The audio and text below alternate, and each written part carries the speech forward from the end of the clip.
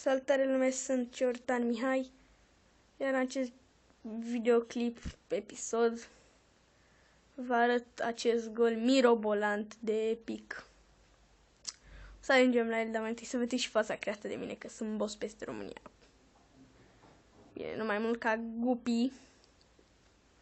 Da, sunt și eu un boss peste România, Guppy e boss peste lume, mai puțin peste România, că România e a mea. Benzema plonjează ca un delfin în careu. Păi, ce faci? Mai întâi, îl pui pe Ronaldo să bată, că de nu ești prost. Bine, depinde și cu cine e carieră, că dacă ai cu Barcelona, ți-l alegi pe Messi, na. Bine.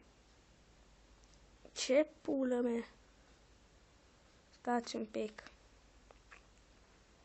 Ai, na.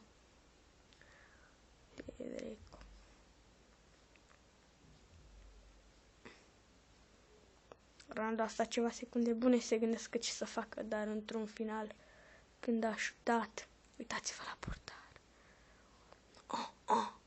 Așa. Stai. Îmi place, ce bine. Nu, am uitat că trebuie să apăr mingea. De ce? Și acum va lovi. La revedere. Porno.